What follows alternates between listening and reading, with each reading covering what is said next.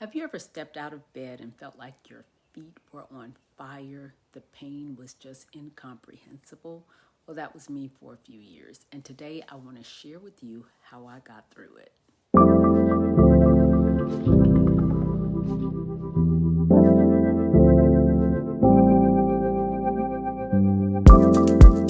Hi friends, I just wanted to stop by and share a little bit more about my personal journey with plantar fasciitis. I'm always dropping shoes that I think are comfortable for those who are dealing with plantar fasciitis, but I thought it would be important for you to learn a little bit about my story and to really encourage you that healing is possible when you're dealing with such foot pain. So, about 15 years ago, when I started my chaplaincy journey, I was training at a large university hospital, and I found myself constantly walking long hallways, stairs, from building to building, sometimes up and down the street because we had buildings a good distance away and the buses may not have come on time. And so at that time I was wearing Clarks, and aerosoles, and they were very comfortable for me.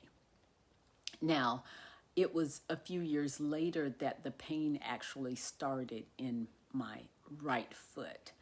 I began to wake up in the morning, and as soon as my feet hit the floor, I would experience excruciating pain. And I was talking about it with a coworker who said, you know what, maybe you're experiencing plantar fasciitis, because I had the same issue. As a matter of fact, he said that his issue ceased when he lost weight. Well, I went to the podiatrist, and of course I was diagnosed with the same. The doctor told me that surgery was an option, but he really wanted to go with more practical ways of addressing it, such as stretching, changing my shoes, icing. I used a tennis ball, I used a Coke bottle, I used a band to stretch my foot every day. The main thing was to stretch the foot as soon as you wake up and before your feet hit the ground. The other issue was to change my shoes, to no longer wear shoes that may have been hard. And I really didn't wear a lot of shoes like that anyway, because I tried to invest in my feet, because I know that long term that makes a difference. But he wanted me to shift from the shoes that I wore to really more comfort shoes. He wanted me to shift from wearing skinny heels to comfortable wedges. So I had to make those changes. And what I found when I tried to make those changes, that all shoes are just not created equal. There were times when I could find comfortable wedges that were cute, and there were a lot of times that I couldn't. I could always find comfort shoes for work because I wore like a mule type shoe, and there were a lot of brands that sold those shoes in a comfort brand. And I wore the mule because it was best for me, because my heel was always sore. Those were easy to find. They were comfortable. I could wear those to work, no problem. Of course, I was always limited to wearing slacks because those shoes just didn't go well with a dress or a skirt. So I was limited in what I could wear. I would wear those shoes all week long. I would feel okay. And then by Sunday, I'd dress up for church, put on another pair of heels, and the pain would increase all over again. I got to the point where I had to really stop wearing the heels to church. For a while, what I did was I wore them, and then I'd take them off once I got in the building and put on a pair of comfort shoes. That didn't always work. I just started wearing comfort shoes because it was just too painful to continue to go back and forth that way. Well, in addition to changing my shoes and stretching, from time to time, the doctor did give me a cortisone shot. That was something that I got every now and then, but he didn't really want to do that often because he didn't want me to get dependent on it, and I think it could also cause some scar tissue and some other issues. I really wanted to opt for surgery, but he just insisted that it could be that I could get better without the surgery. I actually ran into a lady once in a shoe store, and she told me about how she had the same issue. She had surgery, and it was the best thing ever. I went right back to my doctor and talked about it again, and he said it does work for some people, but it doesn't work for all. And sometimes people have long-term impact from the surgery, like drop foot. Well, I didn't want that, so I said, well, let me listen to the doctor and forego the surgery for now. So as I continued on this journey, I began to look for comfortable and cute shoes, which was somewhat of a challenge.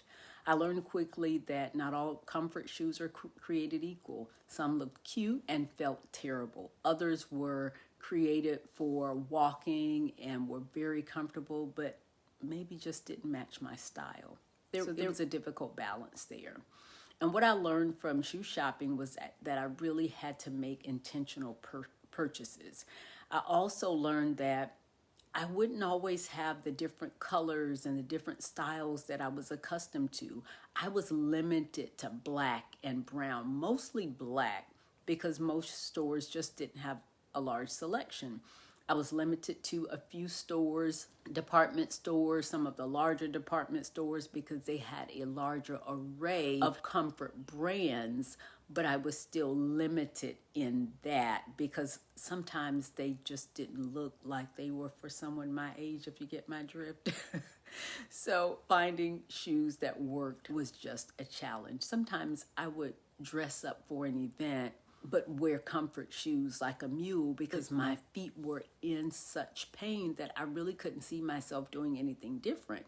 And if I did something different, then I would have to suffer the consequences.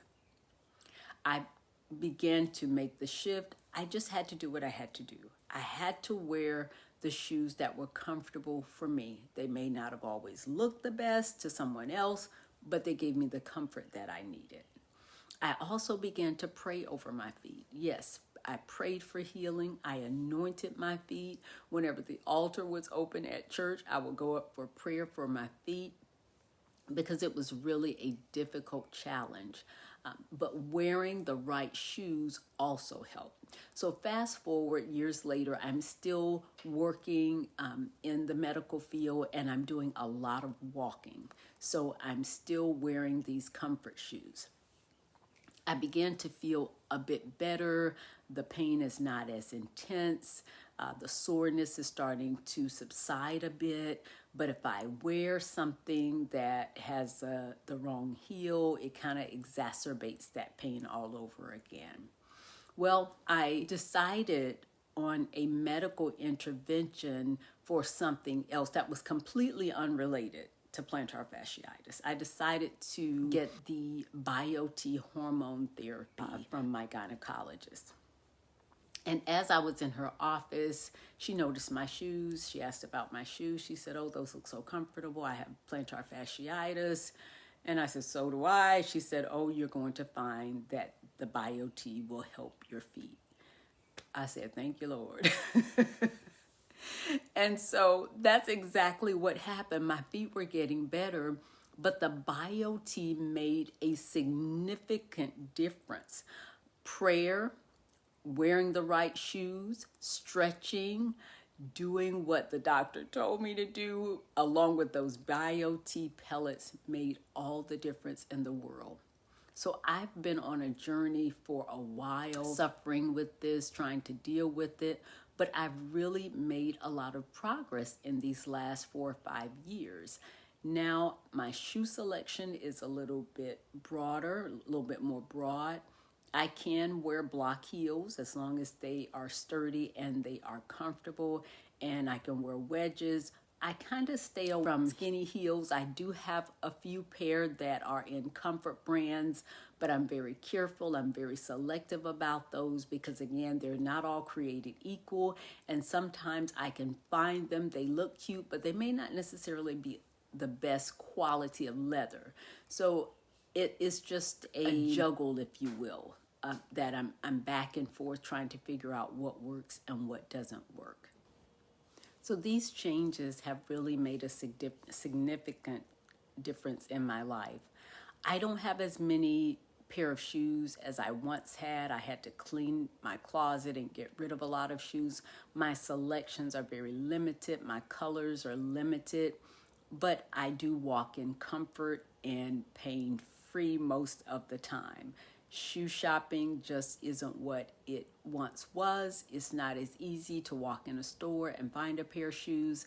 Shoe shopping is something I do often. I'm always online looking for shoes. I'm always going in a shoe store, looking around, feeling a shoe, touching a shoe, sliding my foot in to see how it works. And sometimes a shoe will work out just fine in the store, walking around on their comfortable carpet.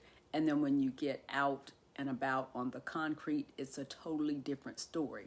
So I'm intentional about walking around and feeling the comfort, feeling the quality.